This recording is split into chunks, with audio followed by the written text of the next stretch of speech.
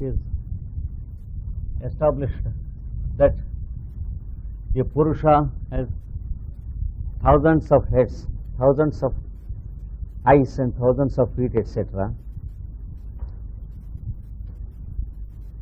meaning that all the heads, feet and bodies belong to only one Purusha in this creation. That is how it started. In doing so, he has also given a sound key which we are expected to meditate. The verse begins with word Sahasra Sirsha in the beginning. First, the syllables Sa and Ha, the beginning of the first stanza, they are significant of the two consonantal sounds that represent the inhalation and exhalation in the yoga. The hymn starts with the two consonantal sounds that work with the inhalation and the exhalation.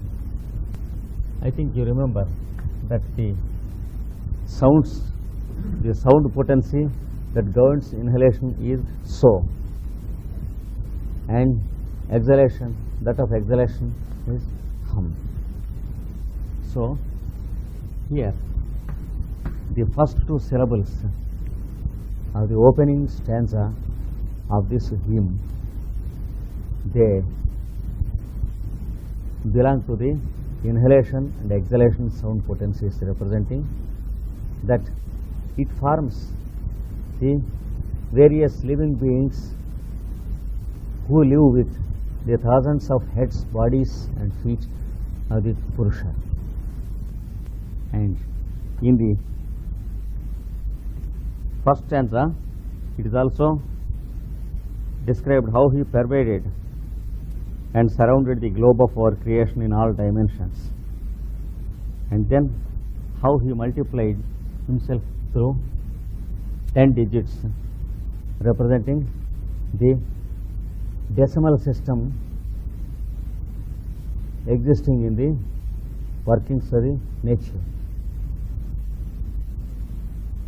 How the decimal system is not man-made, how it is in the operations of the nature we have seen previously.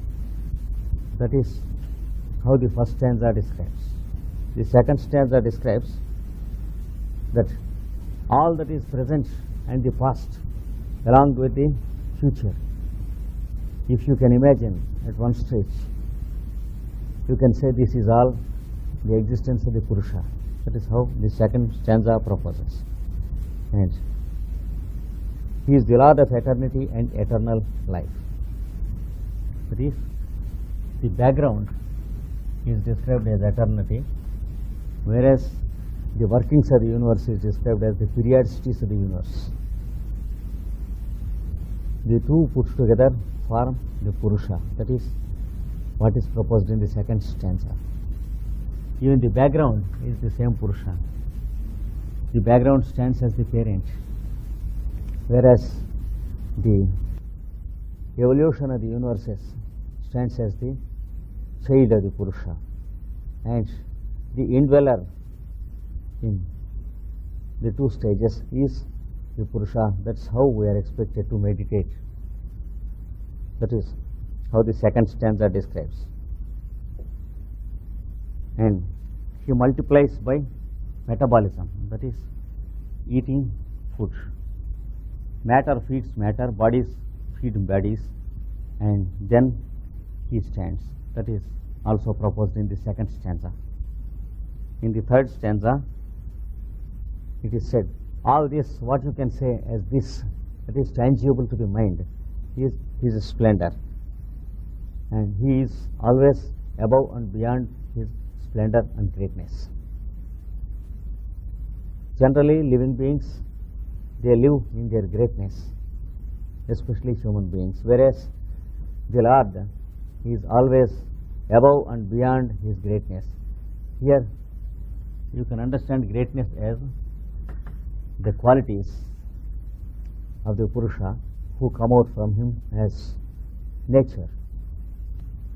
Nature works threefold as the three qualities: dynamism, inertia and poise. And yet he always stands beyond his qualities. Though he exists enmeshed in his own qualities as a living being, he exists beyond his qualities, these qualities, as the Lord. Here the twofold existence of the Lord also is proposed in the third stanza. That is, he exists as the indweller who is conditioned by the qualities of nature, and also the background who is beyond the qualities of the nature. He exists in two capacities. That is what the third stanza proposes. And then when we go to the fourth stanza, the third stanza also represents that he manifests in four stages. The fourth stage is the objective, tangible universe, whereas three stages exist in his own light or splendor. How it is, we have seen it. So he expresses himself as his own word, which we call creation, and the fourth stage is the stage which we feel as the existence of creation or objectivity. Three stages live in him subjectively, and the fourth comes out as objectivity. And then in the fourth stanza it is described how the three-fourths, they spring upwards, whereas the one-fourth becomes the many and comes into the manyness. The last one-fourth, last quarter, the three quarters, they are traveling upwards, it is said, and then the last quarter goes into manyness, or the variety of the objectivity of this universe. And he pervades in all dimensions in the fourth stage. From all directions he finds himself as the living beings. That is, one living being observing the others. That is how we find in the fourth stage. And then next it is described how he comes out as his own egg, or the Virat, that is the egg of light, the brilliant egg called the egg of consciousness. And every time the egg, he comes out as egg from the parent Purusha, and again the egg takes the same changes, again he comes out as the egg, like this, from the bird to the egg stage, and from the egg to the bird stage he alternates his existence.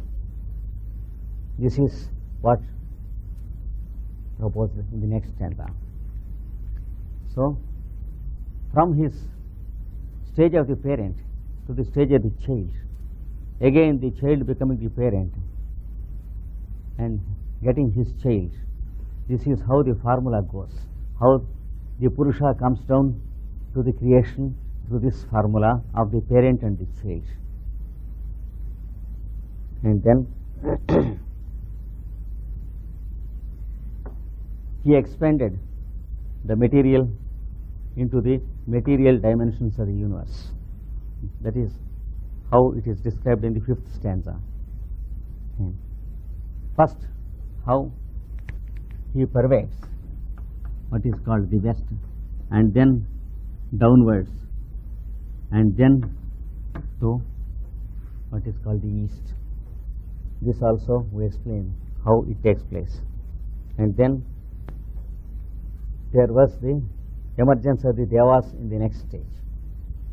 the Devas find themselves existing, and then they find their work instinctively. They begin to conduct their own proceedings, and thus the work of the great plan called the sacrifice starts, and they begin to work the sacrifice, and they offer the same Purusha to get into the forms of the various stages of the creation. So the Devas who come out from him and who wake up in him find themselves existing, and instinctively they find their work and they begin to do it. That is what the next it is proposed. And then the cycles of seasons were produced, time was produced, and the whole sacrifice was in the form of a fire ritual or fire offering. And they offered spring season as the oil for the fire, and summer as firewood, and the moon season as the food offering or the seed offering. That is how it was described. And then how the whole thing goes as a septenary, having 7 layers and 3 times 7 sticks of fuel. That is, the whole creation takes place in 3 layers of 7 stages each. That is how the septenary works in the 3 worlds: the cosmic, the solar, and the planetary. And through that, how the individuals come out, how the various stages of matter comes out, how the senses and the mind come out, we have seen. And they made an offering of the Purusha himself in the fire, and then they gathered him again as the sprinkled butter, in the form of the sprinkled butter or ghee. That is what was described in the 8th stanza.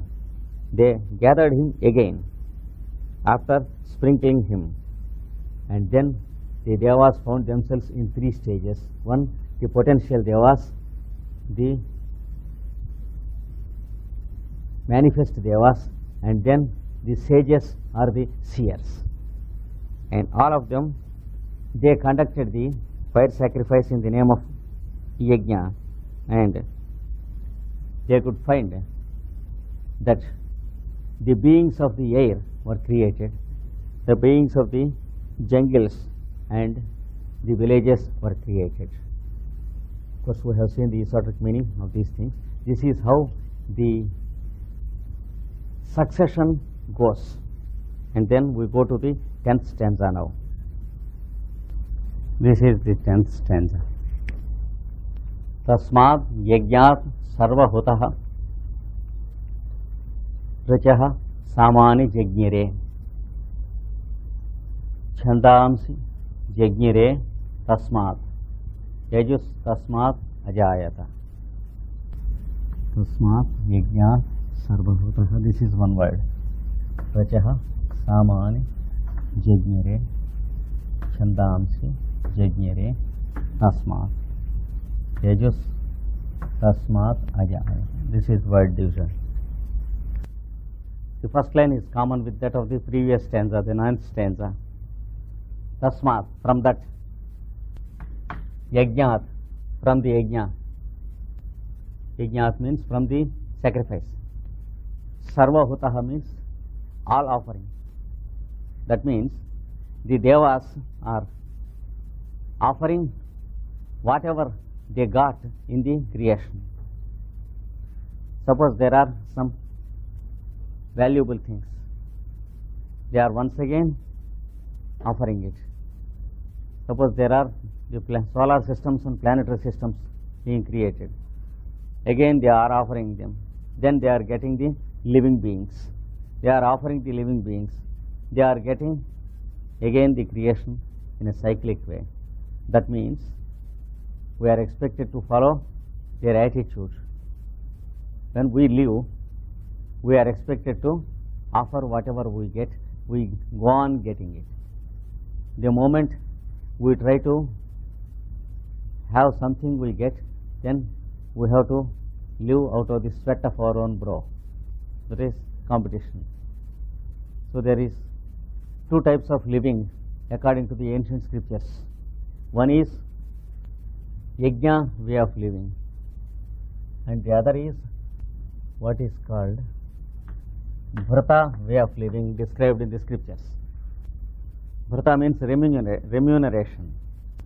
Yajna means offering. The human being is expected to learn to live by offering from the stage of living by remuneration. And it is described, those who live by remuneration, they have to live in competition. Those who live by this yajna way of living, they live in plenty. That is how it is described. That is, if we 10 people gather together and offer ourselves to do something, automatically whatever we do will be ours, as long as we disown it. The moment we begin to own it, it is forced to be distributed by one and accepted by others. So it becomes a purchased wealth. So in the rituals and sacrifices also, there are certain rules and injunctions which they follow. It's very interesting to know them. No one is expected to work for any remuneration when there is some work in a sacrificing ritual. That is called worship, service or ritual. If we have to do something, we are expected to go there and do it. Some people bring the food materials that are required there. Some people offer their labor and some people offer their material, and then they work there. They prepare the food, they eat there, and they go in their own way after the ritual is finished. So no one is paid and no one pays. If we do it like that, it's called worship. If worship is conducted through payments, it is false worship. That is how the scriptures say. Payment means conditioning each other that I pay so much if you do this work. That is what is called vrata, that is remuneration. And the opposite of it is called yajna. In the Bhagavad Gita, Krishna describes how the devas work, what for they work. For example, when the sun is shining, what is it he gets by shining? When the clouds rain, what is it they are going to get by way of remuneration? If the seeds germinate, what is it they are going to get? Unless the seeds germinate, we are not going to live. One seed becoming 1,000 is only through germination. And the Lord of germination said, you multiply with this formula. That is how Bhagavad Gita describes. That is, if you have a handful of seeds with you, if you eat all of them, tomorrow you will die. You have no seeds. If you eat 5 seeds, half of them, and throw half of them on the ground, each of the seeds germinate into a plant which gives 1,000 seeds, and then you can eat half and then throw the other half on the ground. That is how you have to live. It is described in a fable in the scriptures that the Creator first created and found the living beings in 2 halves, one the darker half and the other the brighter half. It is only a fable, of course. And he has thrown the first seeds of everything upon them. And those on the darker half, they picked up and they ate and they died because there were no further seeds. And those on the brighter half, they have thrown into the mouth of the other, and then they had the seeds multiplied and they lived. That is how the fable goes. It has a profound significance. We should just meditate upon it. That is, if you know how to throw remuneration to others, you will know how your labor will be distributed. If you try to share the remuneration of others, you will experience competition, how your remuneration is taken away by others. That is, life is commercialized. This is a fact which can never be denied.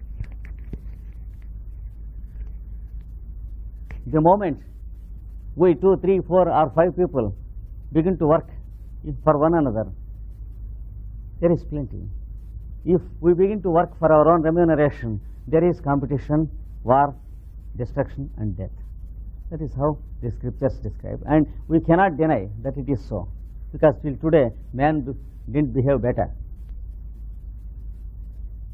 So that is what is called yajna and vrata. So the devas made it an all offering.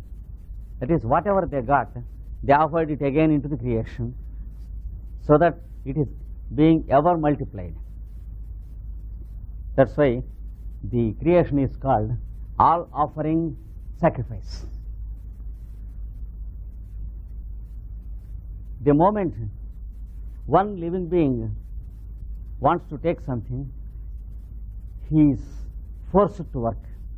Work becomes a misery, whereas previously work was a play.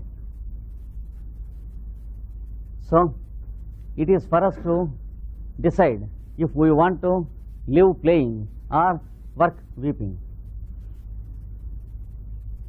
That is how it goes. If we have to work for the remuneration, we work complaining. And if we work together, for example, if you go to a backward country like India, they work for each other automatically, and you find that they are happy.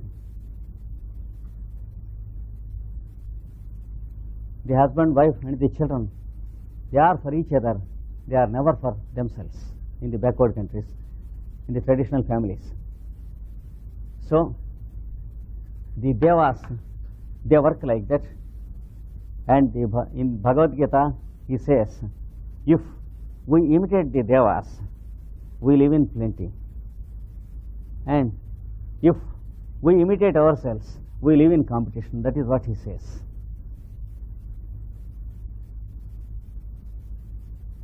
Now, from that sacrifice, which was all offering, sarvahutaha means all offering, rachaha means rigs. We say Rig Veda, I told you, each stanza in each hymn is called a rig. So rigs were born, and the second word samani means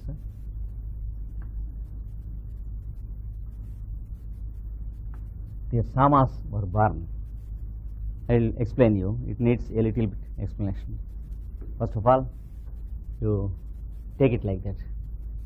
The rigs were born, and then the samas were born. Jagnire means born or born. Jagnire, the word Jagnire means born. Jagnire, yes, they came out prepared or they were born. Chandamsi means the chandas, the plural is chandases. You remember one of the 6 keys, the meter.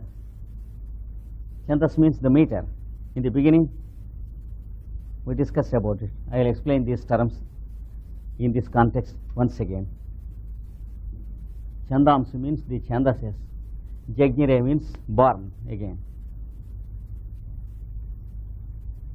Tasmat means from that. Here we have it. Same thing, from that. Tasmat means from that. Yajus means Yajur Veda. These are all technical terms which need explanation. Tasmat means from that. Ajayata means for born. So first take down the translation of this stanza and then we go into the explanation. From that all offering yajna came out the riks, samas, the chandases and the Yajurveda. That's all. Now explanation. Do you remember that there are 4 Vedas? The first is Rig Veda, the second is Yajurveda, Sama Veda, the fourth is Atharva. Now we are concerned only with 3 and we are concerned with Chandas also.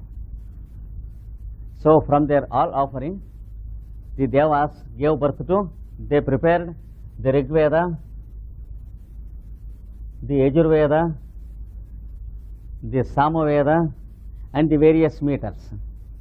This is the exotic meaning. But we should know what happened. Otherwise, what if they produce these Vedas? Did they produce the volumes? The word Ruk means sound and light. I told you. We perceive light through the eye and sound through the ear, but there is a common perception which is called Ruk in us. Before the differentiation takes place into the optic nerve and the nerve of audibility. So, before the differentiation between sound and light, it is Rik. This is used for Rik and also this is used for sound and also for light. And it means here the voice that comes out from the vocal cords. How the voice is born, it's called Rig Veda. And Sama means breath. It is called the song of life. And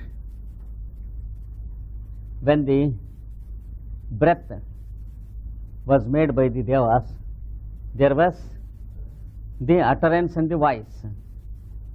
They prepared breathing in us, and then they prepared the uttering of the voice in us, and simultaneously they prepared the Yajus.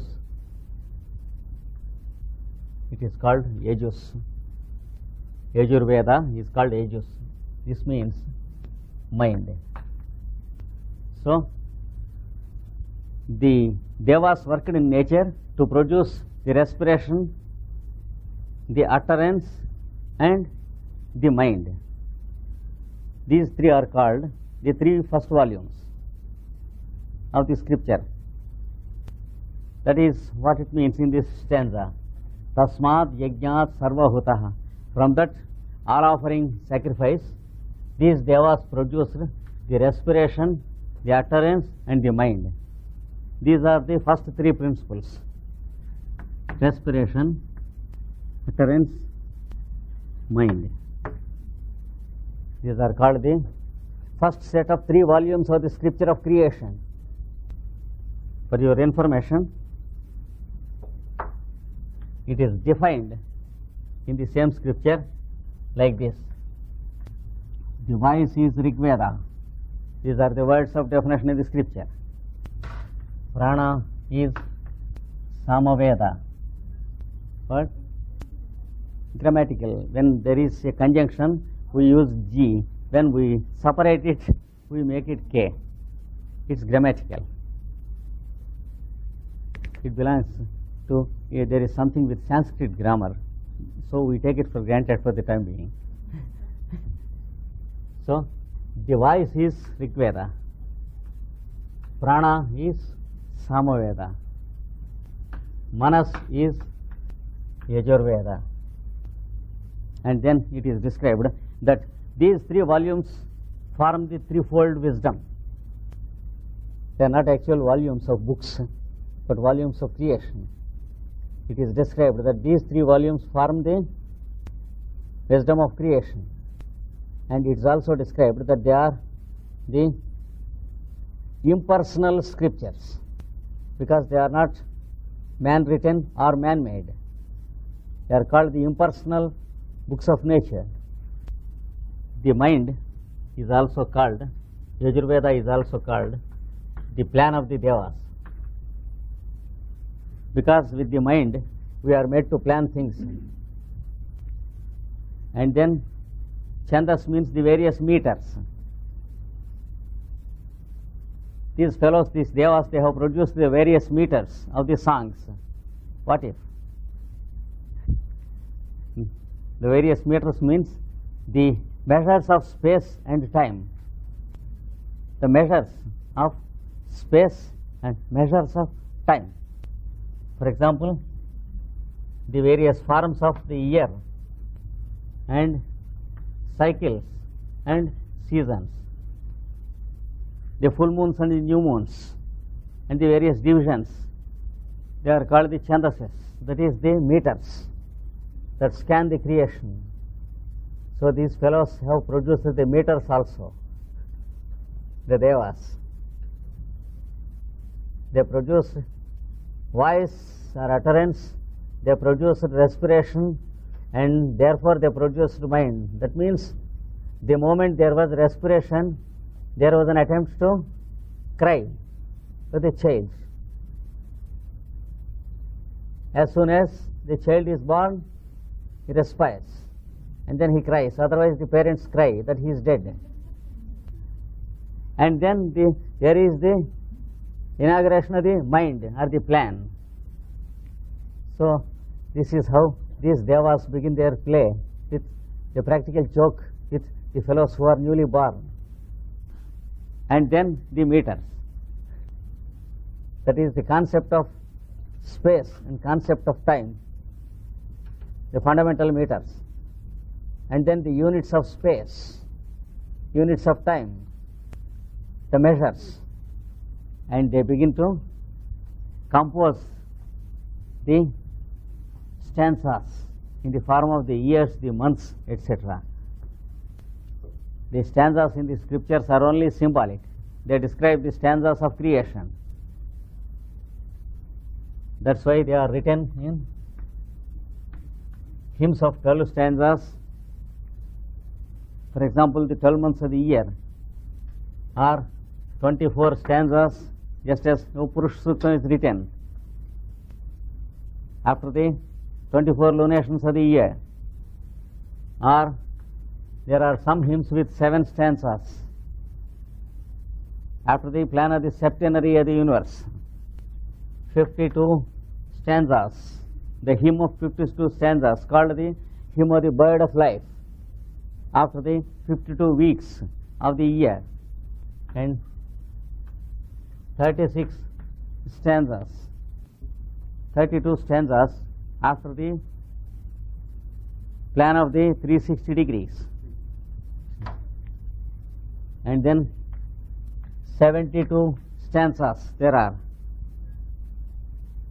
after the plan of 720 half degrees. Half degrees, 360 degrees, each degree is divided into 2 halves. These are only symbolic, the numbers are symbolic. You will find the same thing in the book of Psalms, not in the English translation but in the original. You will find the number of syllables symbolic. The David Psalms. The number of psalms is symbolic. The number of stanzas and the lines in each line. And there is the biggest psalm in the middle. You find how the texture goes. If you take the translation, you don't find all these things. The number of syllables is not there. Same thing, if you take the translation of the Rig Veda, you don't find all these things. Because the meter selected should have 24 syllables. 24 like this. It is called Gayatri, or 8 into 4. 32 syllables. Like this, it should represent something in nature and creation, which is significant of the content that